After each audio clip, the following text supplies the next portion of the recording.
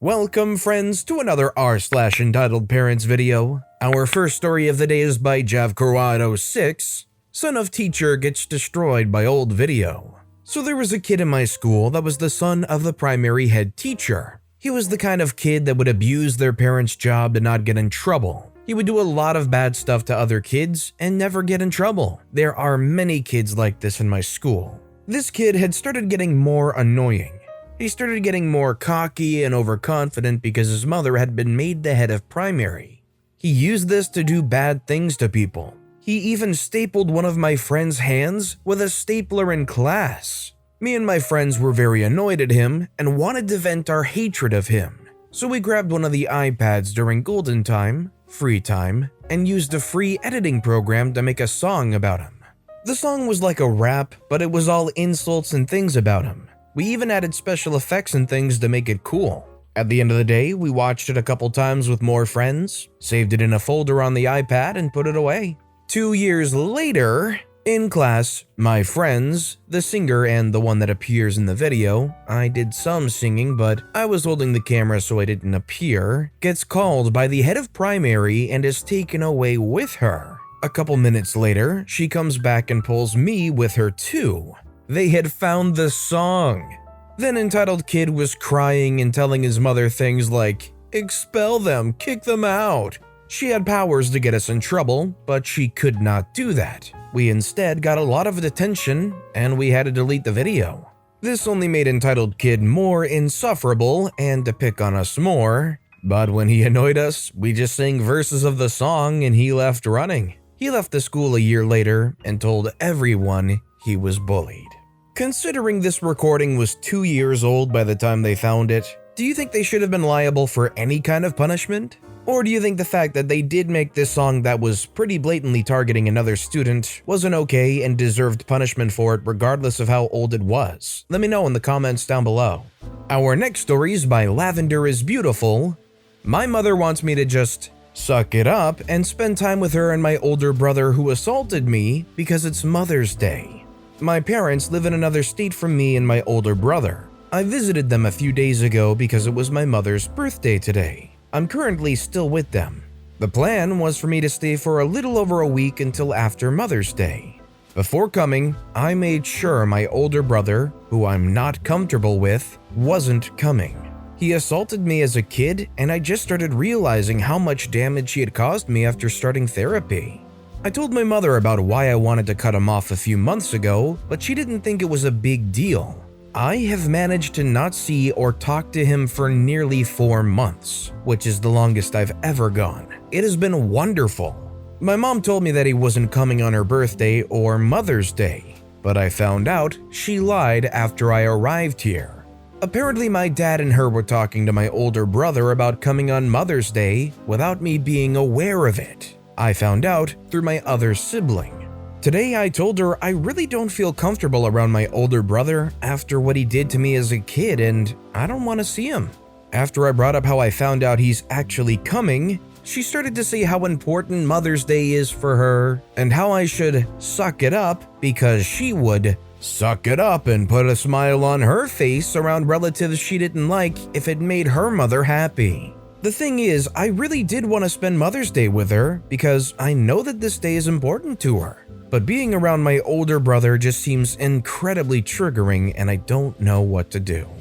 I'm definitely not a professional, but in my opinion, you can't ever expect anybody to associate with anybody that has that kind of history with them. I think all OP can really do is lay out the problem, lay out that you don't want any contact with them, and if people aren't willing to consider those very, very legitimate needs, then I think your time probably is better spent elsewhere. You shouldn't have to grin and bear something that's literally traumatizing just because it would make your mom a little bit more happy. I think there's a million configurations where the mom could still spend Mother's Day with both kids and not have to have them involved around each other. This next story is by Dog Goof Borth.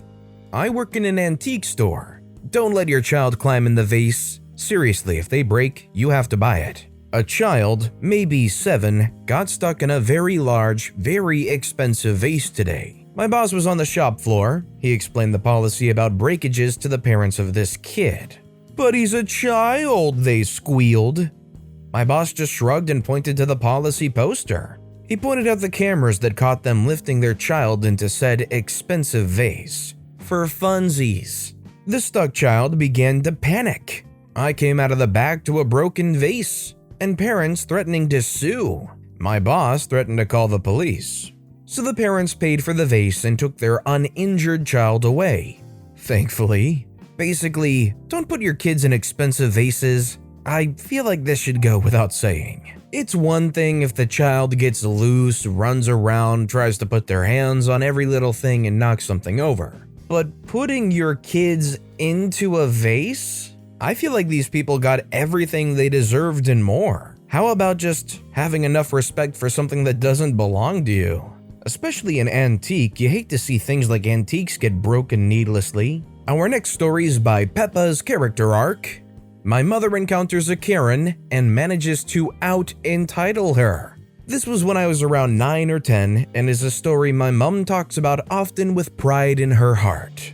I was with my mom heading home from Kaleidoscope.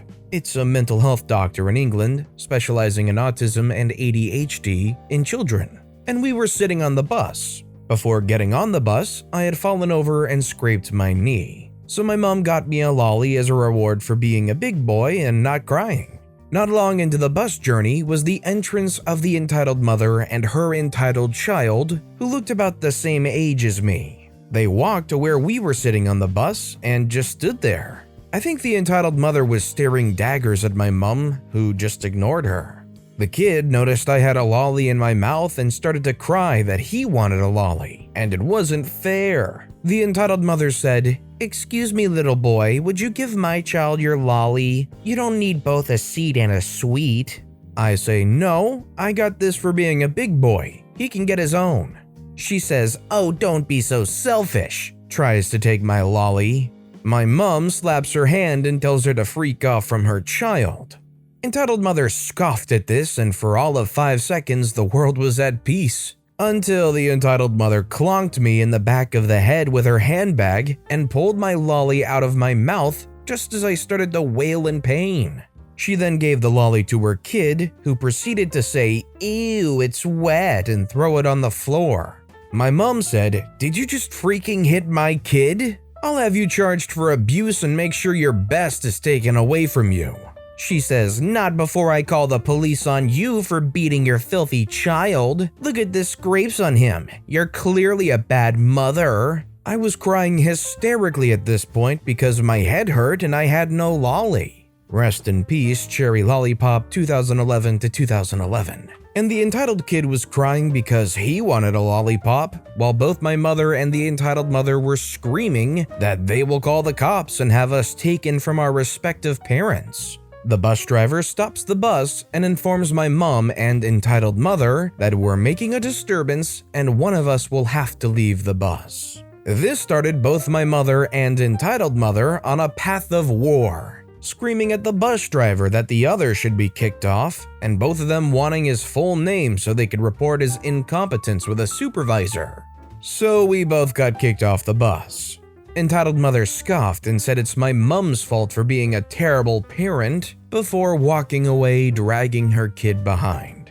You'd think it would end there, but no, it didn't. My mom followed her to the next bus stop and would repeatedly scold her for the smallest things. Like, "Did you know it's bad for your children when you drag them?" Or, "You shouldn't let them walk on the grass, you know." Or my personal favorite, "You should really hold their hand crossing the street because of carbon monoxide." The entitled mother started to scream again and pretty much asked what she would have to do to make my mom leave her and her child alone. And, "We don't deserve your harassment." My mom said, "Then you shouldn't have hit my child." The entitled mother said, "I wouldn't have had to have hit them if you were a good parent. I bet he doesn't even want to be with you because you beat him every day." My mom said, "I have never once hit any of my children, and the fact you freaking whacked him around the back of your head with your handbag just to get a lolly off of him shows how bad of a parent you really are." She says, "Go away or I'll call the police." My mom says, "Go ahead and call the police. I'll call social services." They both pull out their phones and both call the police. my mom saying a woman has pushed me off the bus, and the entitled mother screaming that my mom had threatened to stab her and her child. The police came and started asking what happened. My mom and entitled mother screaming back and forth about why one another are bad parents that should rot in prison. One of the officers knelt down and asked me and the kid what happened, to which entitled mother and my mom objected to because they have no right talking to their children. I said that the lady had hit me and stole my lollipop while pointing at entitled mother, to which she started with, "He's lying, his mother forced him to say that, take her to prison." To which the kid responded with, "No, he's not, Mummy, you smacked him and gave me his lolly, but I threw it away because it was icky and wet." I can't remember what entitled mother had to say about that, but my mom is adamant she was stuttering and couldn't get out a sentence. She got arrested for assaulting a minor, and the police asked my mom if she wanted to press charges, to which she said, "No, it's not worth the trouble over a lollipop." To this day, I ask my mom why she reacted the way she did and why she didn't press charges. She always says she was having a bad day, and seeing an entitled mother suffer just improves her mood. I never saw that kid again, and never saw the mother either, because we started going to a different kaleidoscope that was closer to our house. It's great that the entitled mother got in trouble for what they did. That said, it was definitely worth pressing charges over, and I feel like the mom probably sold the back of their kid's head short on that one. This lady had the audacity to whack a kid upside the head with a handbag because they wouldn't just hand over their lollipop? That's worth pressing charges over for sure. And our final story of the day is by TopBug8997. Just let my child into your trailer. This happened back in 2018, I think. My friends had moved out of town and we were helping them move. We were all staying at a campground out of town. Our adults had left to go help with moving in, and we were left at the campground. After a while of staying at our trailers, we left to go play at the park on the campground. After about 20 to 30 minutes, friend 1 says there's people at our campsite. We had a tent trailer at the time, and our friends had a hard-sided. Both were locked. So we rush back, and a mom and 3 kids are trying to get into our trailer. The conversation goes like this. I say, "I'm sorry, can I help you?" Entitled parent who I just scared says, "No, we just need something from our trailer." Sister says, "That's our trailer." Entitled kids say, "Mom, we want those iPads." So we had brought our iPads on the trip so we could all play together. Also, since we have a tent trailer, there's a lot of openings. The entitled kids had managed to find the strap that holds the door to the rest of the trailer and rips it off. The entitled kids say, "Mom, we got in." Friend 1 says, "Get away." We run over and block them from getting in, while my sister is forced inside and told to secure everything. Friend 2 says, "Get away, you crazy human." Friend 1 says, "Friend 2, go get a staff member." One of the kids, probably 9, proceeds to punch me in the stomach. I say, "Ow," and the entitled kids say, "Mom, he punched me." At this point, a staff member sees what's happening and runs over. I'm glad my sister recorded almost everything.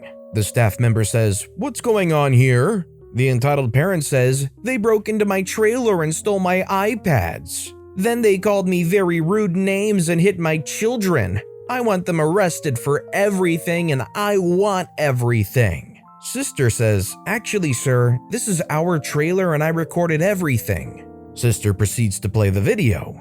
The staff member calls the front office and asks them to call the police. And since my friend was 13, we weren't in trouble for being alone.